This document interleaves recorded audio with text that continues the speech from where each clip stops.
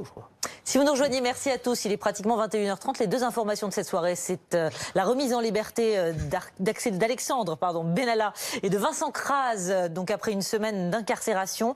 Remise en liberté ce soir sous contrôle judiciaire. Sur quoi repose cette décision? En tout cas, cette remise en liberté, elle ne veut pas dire fin des affaires pour l'ancien chargé de mission de l'Élysée. 5 enquêtes encore pèsent sur lui. Voilà ce qu'il a dit à la sortie de la prison de la Santé au micro de Romain Cazenave et Mathias Tesson. Monsieur Benalla, comment vous sentez? Heureux et soulagé, et je remercie mon avocate Jacqueline Lafont qui s'est battue jusqu'au bout. Voilà, merci beaucoup, bonne soirée. Merci, pardon. Qu'est-ce que vous allez faire maintenant? Merci. Bruno Jeudi, on en a parlé dans la première partie. Simplement, il avait la possibilité, Alexandre Benalla, de sortir par une porte dissimulée ou bien face caméra. Il a choisi la lumière. Oui, fidèle à son tempérament, Alexandre Benalla, depuis le début, il assume à peu près tout ce qui lui est reproché. Et puis là, on l'a vu sortant devant les caméras. C'est assez conforme à ce personnage qui surprend depuis le début de bout en bout. Il était absolument inconnu avant que l'affaire ne surgisse les 18 juillet, sauf de quelques confrères qui ont suivi la campagne et qui avaient vu ce personnage très important toujours collé à Emmanuel Macron. Depuis, c'est devenu un peu son porte-malheur, puisqu'il l'a entraîné dans sa chute dans les sondages. Et maintenant, Alexandre Benalla fait l'objet de 5 enquêtes judiciaires. Et même s'il est sorti de prison ce soir, c'est loin d'être fini pour lui. Voilà, et donc cette sortie, en tout cas pour l'instant sous contrôle judiciaire, le même contrôle judiciaire, qu'il n'a pas respecté en parlant à Vincent Crase, donc dans cette affaire. En tout cas, voilà pour l'instant ce qu'il en est. Emmanuel Macron, pendant ce temps, poursuit lui sa tournée du grand débat national. Il rencontrait les élus du Grand Est aujourd'hui à l'Élysée. Il a répondu à un certain nombre de questions, dont celle de Jean Rottner, président Les Républicains de la région Grand Est, sur les mobilisations des Gilets jaunes. Ce sera 16e épisode samedi, et sur la violence qu'on a pu constater au fil de ces mobilisations. Écoutez ce que le président en dit. Je ne peux qu'être d'accord avec vous sur l'arrêt du climat d'émeute. Et je veux ici dire combien, d'ailleurs, depuis le début de cette crise, il n'y a eu aucune ambiguïté de la part du gouvernement comme de moi-même sur la réponse à apporter. Elle a été complète, entière. Maintenant, j'attire votre attention sur la grande difficulté de ce qu'est l'ordre public. Et je veux bien qu'on se dise tous, il faut que ça s'arrête, il faut que ça s'arrête. Mais je considère qu'aujourd'hui, nous devons nous féliciter du remarquable travail de nos forces de l'ordre qui ont conduit à ce résultat. C'est un miracle qu'après autant de samedis, avec cette violence à certains moments et dans certains endroits, il n'y ait eu aucun mort à déplorer de la part, justement, des forces de l'ordre. Et donc, l'exigence dans laquelle les forces de l'ordre interviennent et dans laquelle nous nous déployons pour sécuriser les villes est indispensable. Nous ne pouvons, de manière raisonnable, pas interdire les manifestations, comme je l'entends parfois. D'abord parce que nous avons une constitution et des lois. Ensuite parce que, quand bien même on l'interdirait, il faudrait se retrouver en situation de le faire respecter. Et les mêmes qui arrivent à ces violences ne respecteraient pas davantage une interdiction que le préfet aurait à énoncer ou le ministre de l'Intérieur s'il s'agissait de tout le territoire. Par contre, il faut maintenant un message clair de tout le monde. Et moi, je suis content que maintenant tout le monde soit clair sur ce sujet. Parce que parfois, des gens n'ont pas été clairs. Et il faut maintenant dire que lorsque on va, le samedi, dans des manifestations violentes, on est complice du pire. C'est tout. Mais soyez partout où vous êtes aussi clairs que cela.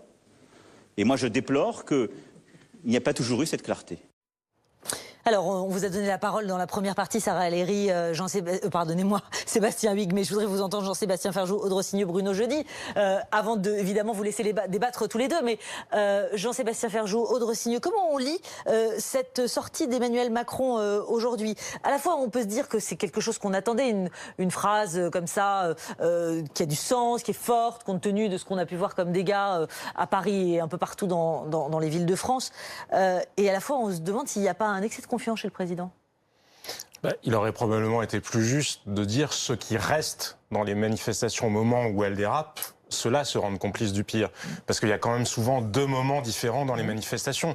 Donc factuellement, d'une certaine manière, il a raison. Politiquement, probablement, on peut considérer que c'est un peu habile. Il prend notamment les Républicains à leur propre piège en incarnant le parti de l'ordre. Et c'est une revendication qui avait été exprimée justement par des partis d'opposition aussi. Maintenant, si on raisonne un peu plus largement, moi, ça me fait penser à François Ruffin, vous savez, avec son livre « Cette France que tu ne connais pas », justement, où il s'adresse à Emmanuel Macron. C'est que là, on voit un Emmanuel Macron qui se met dans une logique de silo, c'est-à-dire il incarne une France, celle qui est très opposée aux Gilets jaunes.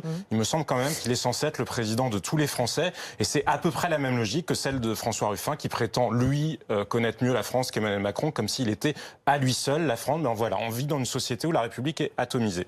Mais dans le genre président rassembleur, on a quand même fait un peu mieux, parce que là, effectivement, moi, je trouve ces propos d'une violence absolument inouïe, en fait.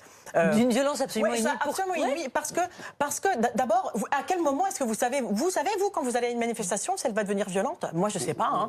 Moi, je sais pas. Je suis déjà allée à des manifestations avec des poussettes. Non, mais il y a quand même eu un certain nombre d'épisodes. Ça fait 15 manifs qui sont violentes.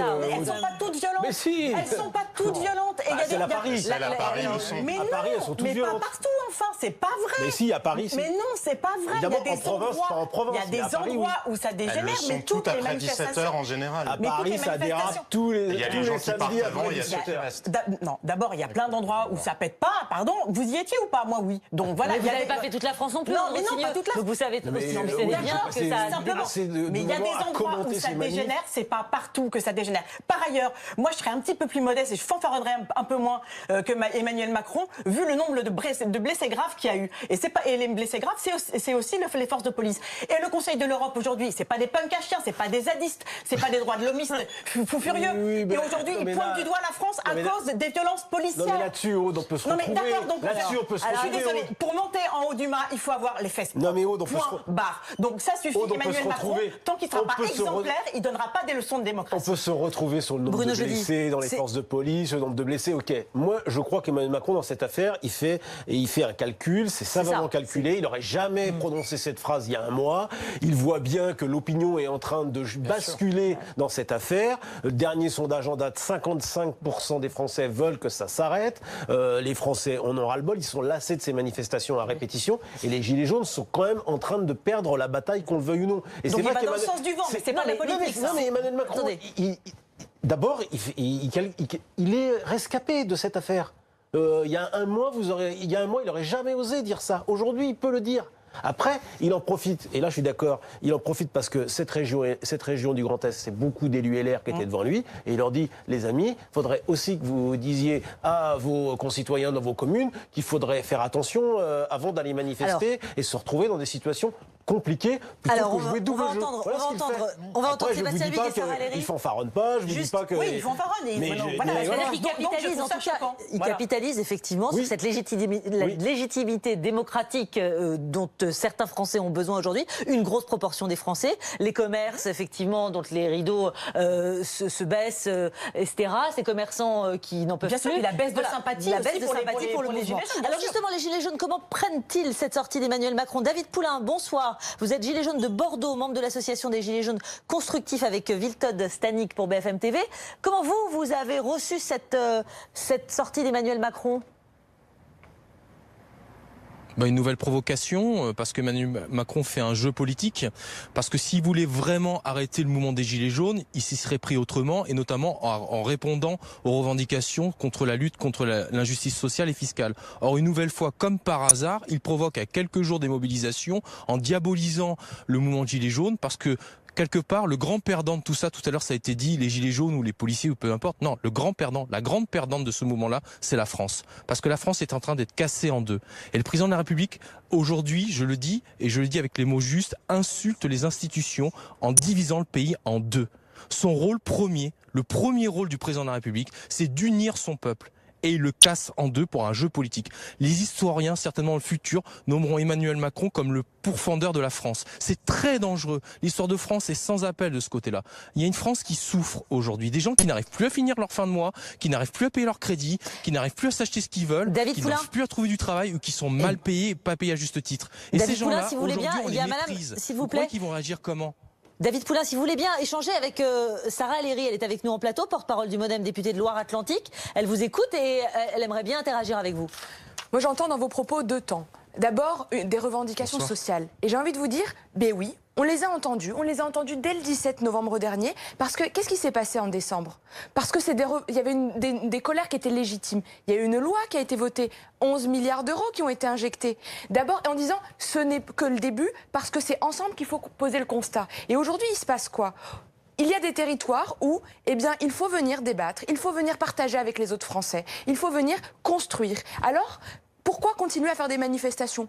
Sachant que, c'est le sujet et les propos du président de la République, sachant que on sait qu'aujourd'hui, il y a des casseurs qui viennent spécifiquement pour casser, qui ne viennent pas pour manifester, et qui vous prennent en otage, entre autres. Et en vous prenant en otage, il se passe quoi? Il se passe que nos forces de l'ordre, eh bien, ils s'épuisent samedi après samedi. Donc moi, ce que je vous demande, c'est de venir débattre, de participer à ce grand débat, et finalement de construire ensemble ces réponses pour notre pays. David Poulain. On a demandé déjà à débattre. D'abord, le premier casseur qui est en France, pour moi, je suis désolé de vous le dire, madame, c'est le président de la République. Parce que s'il ne voulait pas de casse, il aurait déjà répondu depuis longtemps. Et si les gens aujourd'hui manifestent, c'est que la réponse n'est pas à la hauteur. Vous savez, en mai 68, le général de Gaulle a su apporter des réponses à la hauteur qui ont ramené les gens chez eux. C'est pas l'armée qui a ramené les gens chez eux. Ce sont les réponses sociales, de justice sociale et fiscale qui a ramené les gens chez eux. Emmanuel Macron ne choisit que la répression et des effets d'annonce. Donc, tant que vous resterez perché dans vos propositions qui ne se font pas, on continuera samedi après samedi à avoir des gilets jaunes. Et qu'est-ce qui se passe pendant ce temps-là? Les investisseurs étrangers commencent à se retirer du pays. La France est ridiculisée dans le monde entier. Vous croyez quoi au bout? Qu'est-ce qu'on va récolter? Une victoire à la Pyrrhus pour vous? Une récession économique? Donc plus de pression fiscale dans un pays où on paye plus d'impôts qu'ailleurs? Plus de pression sociale avec moins de remboursement? Vous croyez que vous allez vous en sortir politiquement? Qu'est-ce qu'on a en face? Des partis d'extrême? C'est ça l'alternance que vous donnez? Non, il faut arrêter tout de suite. Moi, je suis prêt à rentrer chez moi. J'ai qu'une seule envie, c'est d'arrêter de manifester, mais à condition qu'ils répondent socialement et fiscalement aux demandes que nous faisons depuis 3 mois. C'est pas compliqué. Or, il fait l'inverse. Alors, s'il vous plaît, Monsieur Poulain, par la répression. Monsieur Poulain, la réponse juste de Madame Sarah Aléry et puis on vous remerciera. Il n'y a pas une revendication, il n'y a pas les gilets jaunes et le reste de la France. Il y a des Français, il y a un président de la République et il y a surtout des institutions qui fonctionnent. Et moi j'ai envie de vous dire, monsieur, participez, construisez, parce que ce modèle social que vous appelez de vos voeux, il est légitime. Plus de justice sociale, évidemment. Plus de justice fiscale, évidemment. Une société qui fonctionne mieux, bien sûr. Mais est-ce que tous ces problèmes viennent de ces 20 derniers mois? Eh bien, j'ai envie de vous dire non. Notre pays, il est dans cette situation parce qu'il y a un certain nombre de retards qui ont été pris. Merci. Et pour y répondre, c'est ensemble. Merci à tous les deux. Merci beaucoup, David Poulain, en direct de Bordeaux avec Wiltod Stanik pour BFM TV. Merci à vous. Juste, je voudrais vous entendre, Sébastien Huyghe, parce que voilà, c'était vos collègues des Républicains qui interpellaient. Pas seulement, mais entre autres, qui interpellait le chef de l'État aujourd'hui sur ce sujet. Les réponses... Enfin, il a été implacable, Emmanuel Macron, même s'il a été, pour certains, comme Aude Rossignol nous l'a dit, dans l'excès aujourd'hui, dans cette formulation. Mais c'est exactement ce que vous attendiez. Peut-être même, est-ce que ça arrive trop tard ? Non, le problème, c'est qu'on est dans une opération de communication permanente. Depuis que le mouvement des Gilets jaunes a commencé, Emmanuel Macron a d'abord commencé par... mépriser ce mouvement. Il aurait pu le stopper immédiatement en répondant à la principale revendication qui était celle de l'injustice fiscale et du matraquage fiscal. S'il avait fait ce geste dès le début, l'incendie n'aurait pas pris de cette ampleur. Il les a méprisés, il les a ignorés, et donc c'est parce que c'est monté en puissance qu'il a dû réagir. Il a inventé ce concept de grand débat, qui a bien pris. Un certain nombre de Français y participent. Et d'ailleurs, ça participe au fait d'avoir un regard sur les manifestations des Gilets jaunes qui est de moins en moins positif, on va dire. Mais il a profité finalement de ce grand débat pour se refaire une santé médiatiquement, en étant très présent médiatiquement, en scénarisant tout cela, ce qui fait que finalement, d'une situation catastrophique dans les sondages et dans son image, il se retrouve avec une cote qui remonte justement à l'approche d'une élection qui est l'élection européenne. Et d'ailleurs, dans laquelle vous êtes, pour ainsi dire, très bas, à 7%, je crois, dans le dernier sondage. 12, pardonnez-moi. Merci.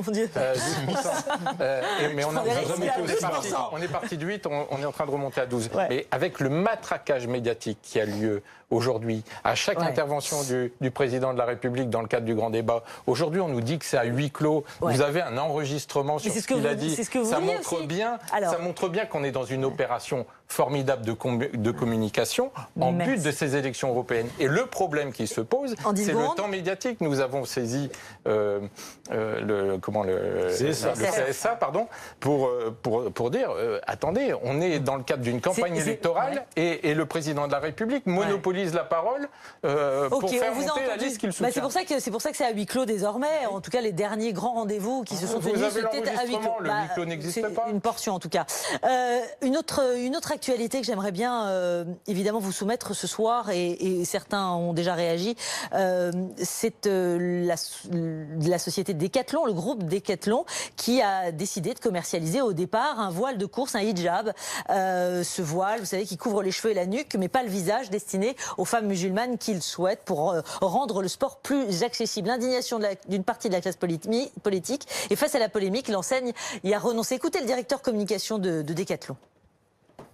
Ce produit, qui est un couvre-chef adapté à une pratique sportive, ne sera pas, jusqu'à nouvel ordre, commercialisé en France. Et nous ne souhaitons pas entrer dans les polémiques. Nous entendons ce qui est dit et nous sommes ouverts absolument au dialogue, parce que depuis 43 ans que Decathlon existe, nous prenons par le sport et l'accessibilité au sport, la cohésion, la tolérance et le respect. Sarah Léry, est-ce que Decathlon a bien fait de résister et puis finalement de reculer ce soir? Parce qu'au départ, ils ont résisté. De reculer, oui. Je vais être hyper claire, de reculer, oui. Puisque aujourd'hui, il y a des valeurs, il y a les valeurs républicaines et il y a un autre sujet qui est le buzz. Vous savez que potentiellement, ce produit a créé une polémique et ça a dégénéré.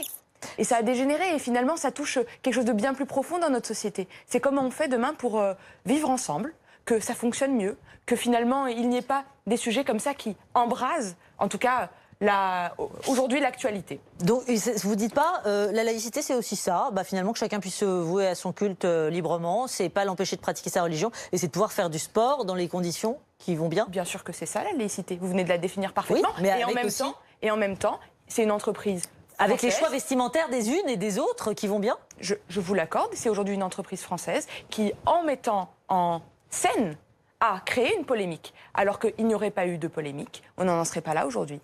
Il y a une mise en scène. Aude Rossigneux, quel regard vous portez sur cette polémique aussi? Moi, je suis consternée. Je suis consternée parce que je ne vois pas où la République est menacée quand des femmes vont faire du... Je ne suis pas une défenseuse du voile. Franchement, ce n'est pas du tout mon truc. Simplement, précisément comme féministe, moi, j'ai du mal avec les gens qui décident à la place des femmes de ce qu'elles doivent porter ou de ce qu'elles ne doivent pas porter dans l'espace public.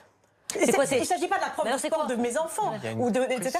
Il s'agit de femmes qui veulent ou non aller courir. On leur dit quoi, ces dames? Vous savez quoi? Vous voulez pas vous couvrir, vous voulez vous couvrir vous n'allez pas faire de sport. Vous restez chez vous. C'est bien, c'est super. La République a vachement gagné en obligeant des femmes à rester chez elles. C'est parfait. Mais c'est quoi? C'est la bien-pensance qui c'est pas la bien-pensance. Je sais pas. Moi, c'est de facho, d'empêcher les gens de s'habiller comme ils veulent. Ça marche pas comme ça. On n'est pas dans un truc de laïcité là. C'est pas la laïcité qui est en danger. Là, c'est le droit des femmes de disposer aussi de leurs vêtements. Alors Sébastien Huyghe et puis Jean-Sébastien. Et pourtant, j'aime pas le voile. Ça me rend dingue de devoir défendre ça. Le voile est un élément d'asservissement de la femme et d'infériorisation de la femme. Donc c'était inacceptable d'avoir une belle entreprise française comme ça qui le vend. Le problème... Le hijab couvre les cheveux et la nuque, pas le visage. Le problème, c'est que vous dites, Madame Rossigneux, que la femme choisit librement de le porter. Non, dans un certain nombre de quartiers, un certain nombre de femmes sont obligées de le porter. On avait le témoignage d'un maire de banlieue, dont je tairai le nom, qui racontait qu'il avait fait venir des femmes d'un quartier de banlieue visiter l'Assemblée nationale. Elles étaient dans le car, elles avaient à peine quitté le quartier, même pas les frontières de la commune, le quartier, qu'elles enlevaient le voile parce qu'elles n'étaient plus au vu des gens du quartier qui leur faisaient la pression pour qu'ils portent le voile. Et donc, c'est pas anodin d'inciter à porter le voile, parce que c'est pas une liberté de le porter pour un certain nombre de femmes. Elles sont obligées. Non mais là, de on parle de sport. et donc, L'islam ricoriste, de toute façon, les femmes ne font pas ce sport, donc c'est pas de l'islam. Aujourd'hui, c'est une belle entreprise du Nord, Decathlon, qui porte des valeurs d'égalité, etc. Moi, j'étais choqué et surpris que cette belle entreprise, qui est porteuse de valeurs, puisse s'est laissée par les gens du marketing à mettre en place ce produit-là. Et je suis très heureux qu'il l'ait retiré, parce que c'était vraiment pas à l'image de cette marque et de cette entreprise. Jean-Sébastien Ferjou, il y a ces voix qui disent que Decathlon a cédé à des pressions racistes, islamophobes, ni plus ni moins. Plus de 500 appels aujourd'hui et de messages. Effectivement, on peut regretter le fait que le Decathlon y renonce pas tant sur le fond, mais pour garantir la sécurité de ses coéquipiers. Aucun débat politique ne mérite de mettre en cause la sécurité physique des personnes. Maintenant, il se trouve que ça n'est pas juste une question religieuse, ça n'est pas juste une question de liberté des femmes, parce que bien sûr que le voile peut être une question de choix, ça peut être une question de liberté, de conscience, sauf que c'est aussi autre chose, c'est un projet politique. Et là, Decathlon est tombé dans le piège des islamistes politiques, relayé par des argumentaires comme ceux que nous avons entendus avec celui d'Aude Rossigneux, parce que précisément c'est ce qu'ils veulent. Ils veulent pouvoir dire que la France est raciste et islamophobe. Ils n'attendent que ça en permanence. C'est la stratégie des frères musulmans, c'est la stratégie des islamistes politiques. Ils s'en fichent éperdument, comme vous l'avez dit vous-même, parce que les salafistes, ils ne laissent pas leurs femmes aller faire du sport dans la rue. Exactement. Donc on voit bien que c'est juste comme le burkini, c'est juste pour marquer un coup, c'est du clash médiatique, pour que vous puissiez dire, avec un certain nombre d'autres idiots utiles de l'islamisme politique, que la France est un pays raciste. C'est catastrophique. Je suis absolument d'accord avec Jean-Sébastien. J'ajouterais qu'on est face à une provocation supplémentaire. On en a déjà eu pas mal. On avait déjà eu la même chose avec le burkini. Là, on a la même chose avec le hijab running. Je dois dire que, à titre personnel, étant un coureur assez émérite, je ne conseille pas de courir avec le hijab running par ailleurs. Ça ne doit pas être très pratique. Et j'ajoute que pour les compétitions, puisque là vous parlez, on fait du sport autre, comme si c'était... Franchement, je vois pas. Mais quand même, les compétitions, je pense que c'est pas du tout. Mais justement, interdit. Mais justement, pourquoi on tombe dans ce panneau ridicule? Pourquoi on tombe dans ce panneau ridicule? Parce que c'est le combat des frères musulmans qui précisément s'en fichent éperdument de l'islam en tant que tel. Ils ont un projet politique face à la République. Et ils ont donc noyauté Decathlon, c'est ça que vous êtes en train de me dire. Je suis délibérément de la provocation, mais les choix vestimentaires des unes et des autres regardent-elles l'État, tout simplement? Mais Nathalie, je vais vous dire, c'est pas seulement une question pour les femmes, c'est une question pour les hommes aussi. Parce que si en face de moi, vous êtes habillé d'une manière qui suggère que je suis un gros porc, parce qu'en vous regardant, je ne pourrais pas m'empêcher de penser à vous violer, je suis désolé, c'est pas seulement votre dignité qui est en cause, c'est la mienne aussi. Donc il se trouve que oui, on peut concevoir qu'on a le droit de se couvrir légèrement les cheveux. Il y a d'autres accoutrements, parce qu'il n'y a pas d'autres mots, qui mettent en cause la dignité et de celles qui le portent et des hommes qui sont à côté, parce que c'est considéré que nous serions tous esclaves de nos pulsions et de nos instincts. Non, nous vivons dans une société civilisée. L'argumentaire qui a été d'ailleurs de Decathlon, c'est de dire permettre aux femmes de faire du sport, parce que si on ne met pas en vente ce hijab, eh bien, elles ne pourront pas faire de sport. C'est exactement la même argumentation qu'il y a quelques années, Martine Aubry avait utilisé à Lille pour réserver des créneaux dans les piscines uniquement pour les femmes, en disant je fais des créneaux pour les femmes parce que si je ne le fais pas, certaines femmes ne pourront pas y aller parce que avec la pression de leur mari. Oui, exactement. Et donc, c'est comme ça, c'est comme ça que la République perd du terrain et laisse l'islamisme progresser. Donc ne nous laissons pas avoir par ce genre d'argumentaire. Écoutez ce que disent Sarah El Haïry, vos amis de la République En Marche. Fiona Lazare, cette obsession du voile et de l'islam, nichée dans l'inconscient du républicanisme, est une exception française dont on se passerait bien. Et Aurélien Taché, dont on le sait, membre de l'aile gauche du parti majoritaire, qui en ajoute dans ce sens, lui aussi. On est effectivement... On voit bien cette polémique qui a pris tout de suite. On est vraiment dans l'hystérie collective dès qu'on est sur ces sujets-là. Est-ce que les Français, parce que la question c'est ça, est-ce que les Français, dans leur grande majorité, sont gênés ou pas de voir ce genre de signes religieux? Et est-ce qu'ils les traduisent comme tels quand ils voient un hijab sur la tête d'une femme qui fait du sport? La réalité aujourd'hui, c'est qu'une femme qui fait du sport et qui a la tête voilée, parce qu'il y en a qui courent avec un foulard sur la tête. Ça ne choque personne. Qu'est-ce qui a choqué dans cette situation? C'est le fait que ce soit une entreprise française qui vient de créer un produit spécial avec un coup de com' volontaire, qui crée un buzz et donc une hystérie politique derrière et qui politise le débat. Il est là le sujet. Puisque finalement, aujourd'hui, elles font bien du sport, le débat n'est pas là. Il n'est pas absolument pas de dire on a le droit ou on n'a pas le droit. Interdit au Drossigny effectivement de faire du sport quand on est aujourd'hui. Sauf que créer des produits comme ça, mais évidemment, ni interdit ni impossible. J'ajoute par ailleurs, encore une fois, que l'islam rigoriste, vraiment rigoriste, ne permet pas de faire du sport. Donc en gros, au mieux, ce vêtement est inutile. Oui, mais ce vêtement, il divise. Et ce vêtement, il a provoqué une vraie polémique aujourd'hui dans notre pays. Et ça prouve bien une chose, c'est que, voilà, le symbole a provoqué de la réaction politique et un emportement général, d'où les réactions plus ou moins partagées de mes collègues. Merci en tout cas à tous d'avoir réagi et vivement sur ce sujet. Sarah El-Haïry, Sébastien Bigot, Rossigneux, Jean-Sébastien Ferjou et Bruno Jeudi. Merci à tous. À suivre, c'est Bruce Toussaint, ses invités à demain, 21h en direct.